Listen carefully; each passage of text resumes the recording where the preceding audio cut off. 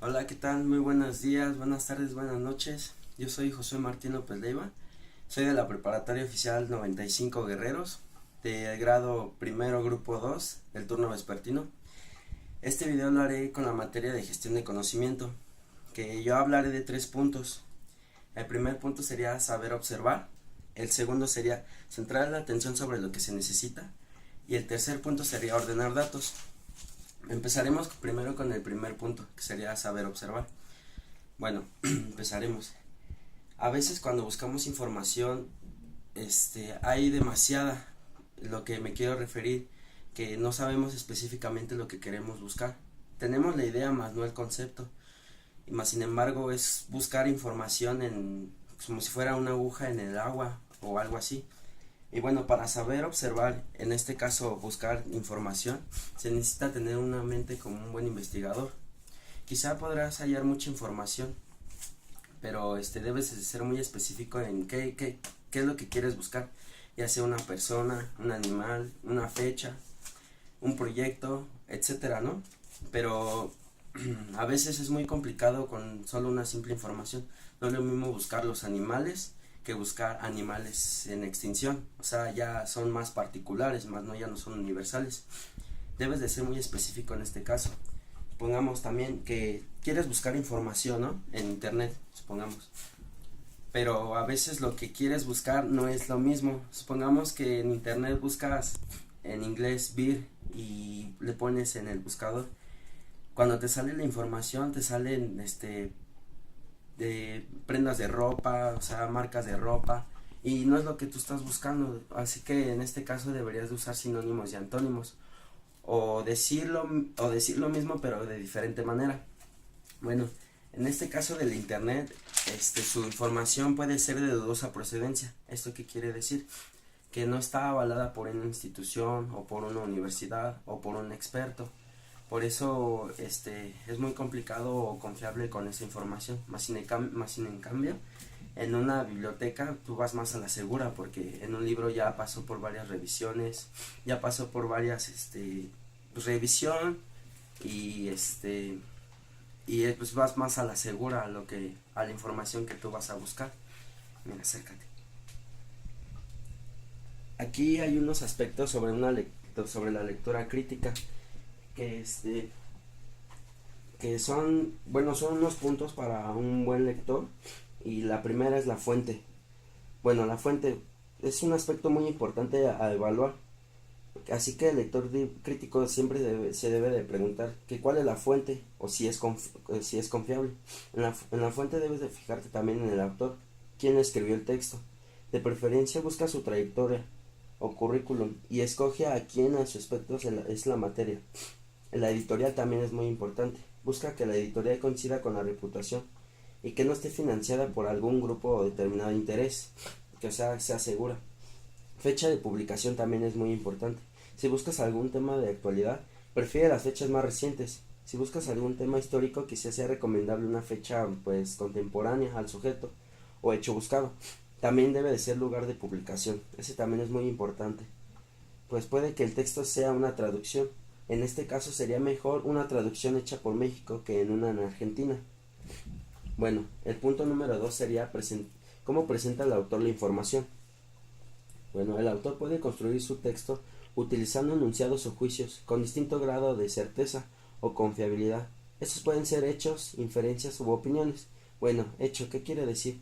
Es un razonamiento o argumento que puede ser verificado a través de la experiencia o de la lógica. Inferencia es una consecuencia que se obtiene de un hecho o que se basa en un razonamiento lógico, y la opinión es un juicio de valor. El punto número 3 es el propósito del autor. En este propósito general de todo es informar. Ese es lo primordial en el propósito del autor, es informar. Pero sin embargo hay autores que también proceden conversaciones sobre su propio punto de vista, que sería persuadir o convencer o instruir. El cuarto sería el objetivo del autor. Además del propósito, el autor puede tener un objetivo específico al crear un texto, aunque este sea informativo o instructivo.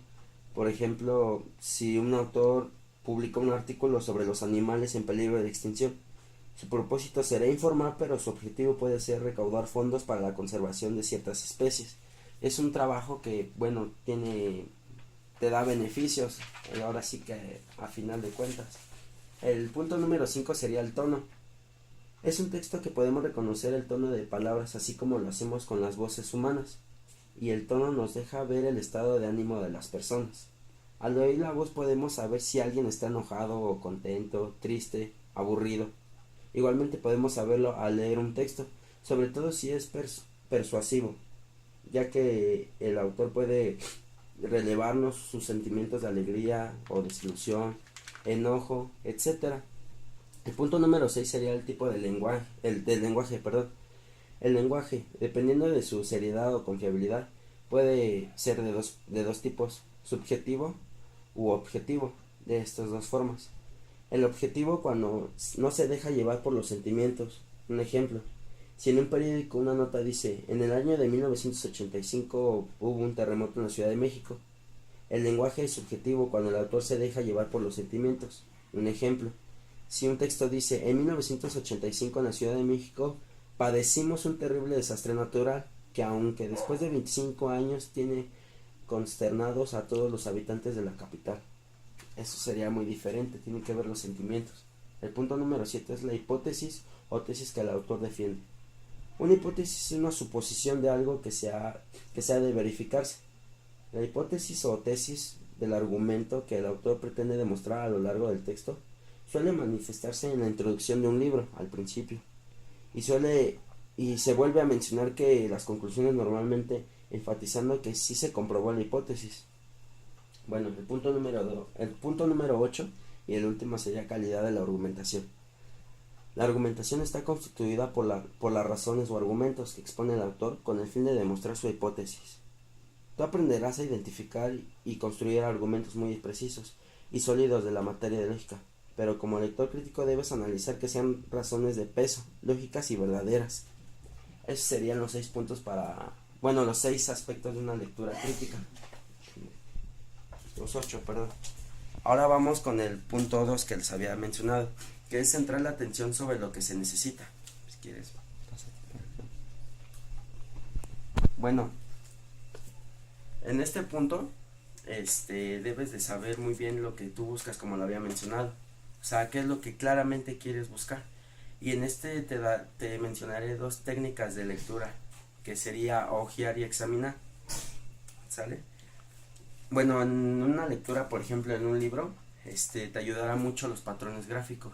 ¿Qué son los patrones gráficos? Bueno, los patrones gráficos son las tablas, las imágenes, lo que es llamativo a tu visualización, no tanto en el texto, sino la visualización.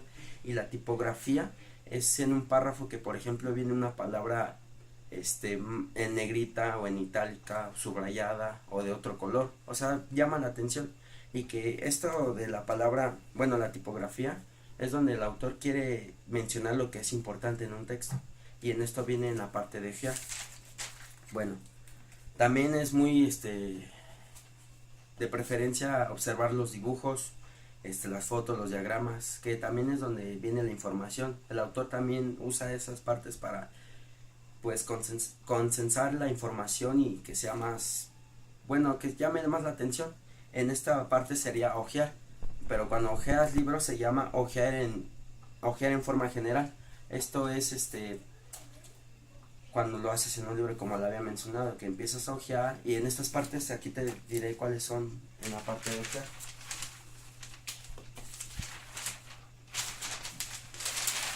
Al revés esto. Estos son unos puntos que puedes hacer para hojear. El título del libro, ese es el punto número 1. También nombre del autor, fecha de publicación, índice o títulos de los capítulos, bibliografía en que se apoya el autor. Esos son los puntos en los que te fijas.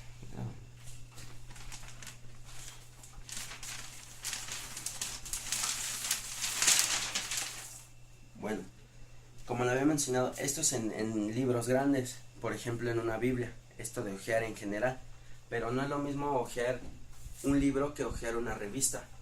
Es un texto más corto, porque ya sería en la estrategia para hojear textos cortos. Estos son, mira, acércate tantito, por favor. La estrategia de hojear textos cortos es el punto número, sería leer el título del artículo. Quizá es lo que llama la atención. Eso puede ser en una revista o en un tríptico, etcétera. El punto número sería leer completo el primer párrafo del texto. Pues normalmente aquí se encuentra la introducción. El tercer punto sería la primera oración de cada párrafo intermedio. Los autores suelen poner la idea principal al principio de los párrafos. Y el último punto sería leer completo el primer párrafo y el último. En el último, por lo regular, viene la conclusión. Así que estos puntos de leer textos cortos es un poco más fácil que en los libros grandes, como les había mencionado. Esto es un poco más fácil, pero igual tienes que hojear y tienes que pues tomarte unos minutos para poder saber si te sirve o no. O discriminar. La palabra discriminar quiere decir que apartar o alejar de él. Eso quiere decir, no quiero decir discriminar de personas, ¿vale? Estoy hablando del texto. Discriminar el texto, lo que te sirva, y lo que no, pues ahora sí que lo discriminamos, como lo había dicho. Esto es la función de gestión de conocimiento: agarrar lo que te sirve y desechar lo que no, y ponerlo en práctica. También un punto que quiero mencionar sería el de examinar. El examinar sirve para la información más específica. Bueno, ahorras más tiempo que hojear. Exacto, eso es lógico. Eso, examinar ya sería leer lo que tú ya buscaste, lo que no lo discriminaste, y ahora es momento de examinar lo que tú ya habías pues hojeado, ¿sí me entienden? Y el último punto que sería ordenar datos. Permíteme un momento.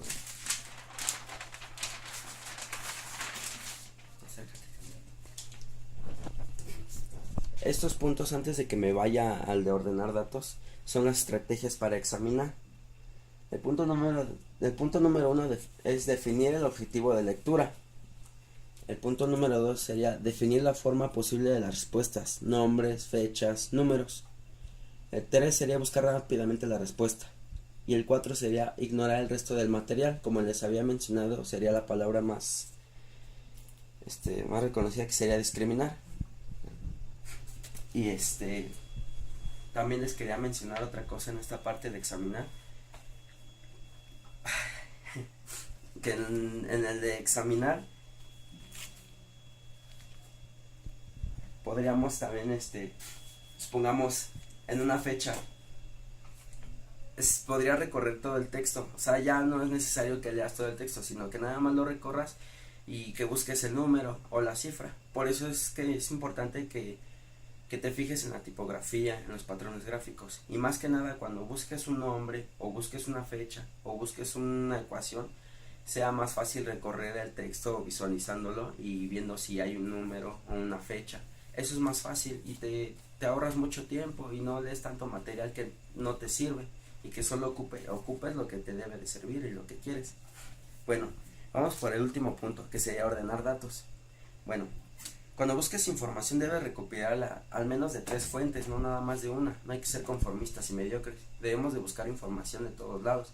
Hay demasiada información, como les había mencionado, en internet, en las bibliotecas, o incluso hasta en un experto del tema puedes verlo. Supongamos en el gimnasio, ¿no? Tú puedes buscar el tema del gimnasio, pero no es tan específico. Quizá nada más te quieres enfocar en saber cómo incrementar los brazos, y le preguntas a un experto, o le preguntas, o vas al internet, investigas, o en un libro quizá de nutriólogos, o de una forma de buscar varias fuentes, ¿no? Y esto de ordenar datos, relacionarlos, ahora sí que lo que has buscado y lo que has consensado de la información, sería poner lo que importa más, y después como un árbol, primero el tronco y después vas interlazando hasta llegar a las hojas y a los frutos. Eso sería la parte de ordenar datos. Es la parte más sencilla del tema, perdón. Es un proceso mental de categorización. Es una forma de dividir y consiste, como les había dicho, en ordenar datos. Y ahí mismo puedes discriminar más información de la que ya tenías. Te puedes quitar ya de información que, o sea, tú ya recopilaste, porque no es lo mismo aprenderse algo de memoria que ya saberlo mejor. O sea, es más fácil y es mejor, porque quizá en de memoria pues no te va a servir de nada y pues X. Bueno, esto sería todo y pues muchas gracias por ver el video. Muchas gracias, le voy a dar gracias a mi madre porque me ayudó. Y bueno, esto sería todo.